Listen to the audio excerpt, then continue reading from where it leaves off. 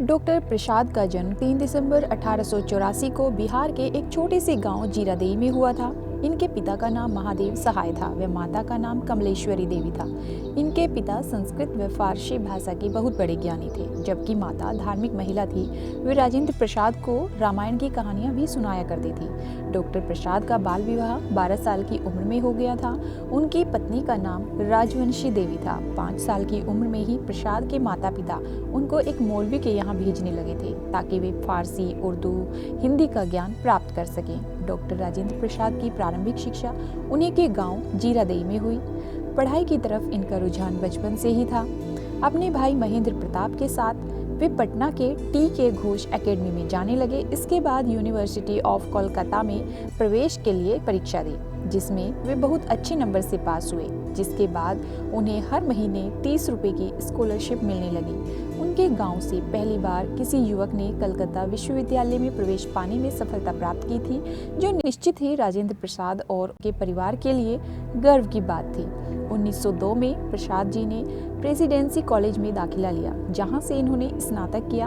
1907 में university of Calcutta से economics में एमए किया। सन 1915 में कानून में मास्टर की डिग्री पूरी करने की जिसके लिए उन्हें गोल्ड मेडल में सम्मानित किया गया। इसके बाद इन्होंने कानून में डॉक्टरेट की उपाधि भी प्राप्त की। इसके बाद पटना आकर वकालत करने लगे, जिससे इन्हें बहुत धन और नाम मिला।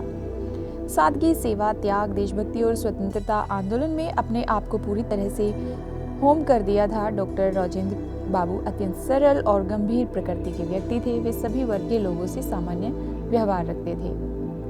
बिहार में अंग्रेज सरकार के नील के खेत थे। सरकार अपने मजदूर को उचित वेतन नहीं देती थी। 1917 में गांधी जी ने बिहार आकर इस समस्या को दूर करने की पहल की। उसी दौरान डॉक्टर प्रसाद गांधी जी से मिले। उनकी विचारधारा से वे बहुत प्रभावित हुए। 1919 में पूरे भारत में सविनय आंदोलन की लहर थी। गांधी जी ने सभी स्कूल, सरकारी कार्यालयों का बहिष्कार करने की अपील की, जिसके बाद डॉक्टर प्रसाद ने अपनी नौकरी छोड़ दी। चंपारण आंदोलन के दौरान राजेंद्र प्रसाद गांधी जी के वफादार साथी बन गए थे। गांधी जी के प्रभाव में आने के बाद उन्होंने अपने पुराने और रूढ़िवादी विचारधारा का त्याग कर दिया और एक नई ऊर्जा के साथ स्वतंत्रता आंदोलन में भाग लिया। 1931 में कांग्रेस ने आंदोलन छेड़ दिया था। इस दौरान डॉक्टर प्रसाद को कई बार जेल जाना पड़ा। 1934 में उनको बम्बई कांग्रेस का अध्यक्ष बनाया गया था। वे एक से अधिक बार अध्यक्ष बनाए गए। 1942 में भारत छोड़ो आंदोलन में इन्होंने भाग लिया, जिस दौरान वे गिरफ्तार हुए और नजरबंद रखा गया।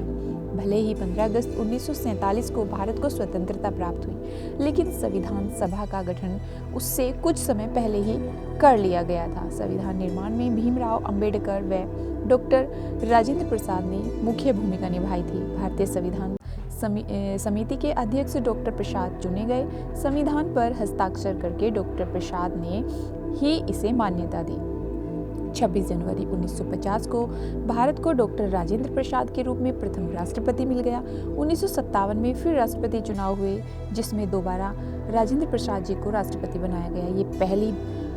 ये पहली व आखिरी बार था जब एक ही इंसान 2 बार लगातार राष्ट्रपति बना था। 1962 तक वे इस सर्वोच्च पद पर विराजमान रहे। 1962 में ही अपने पद को त्याग कर वे पटना चले गए और बिहार विद्यापीठ में रहकर जनसेवा कर जीवन व्यतीत करने लगे। सन 1962 में अपने राजनीतिक और सामाजिक योगदान के लिए उन्हें भारत के सर्वश्रेष्ठ नागरिक सम्मान भारत रत्न से नवाजा गया। वे एक विद्वान, प्रतिभाशाली, दृढ़ निश्चयी और उदार दृष्टिकोण वाले व्यक्ति थे। 28 फरवरी 1963 को डॉक्टर प्रसाद का निधन हो गया। उनके जीवन से जुड़ी कई ऐसी घटनाएं हैं जो यह प्रमाणित करती है कि राजेंद्र प्रसाद बेहद दयालु और निर्मल स्वभाव के थे। भारतीय राजनीतिक इतिहास में उनकी छवि एक महान और विनम्र राष्ट्रपति की है। पटना में प्रसाद जी की याद में राजेंद्र स्मृति संग्रहालय का निर्माण भी कराया गया है। इसी तरह की अन्य न्यूज़ के लिए आप सब्सक्राइब कीजिए हमारे चैनल को और आपका बहुत बहुत धन्यवाद इस वीडियो को देखने के लिए। Thank you so much.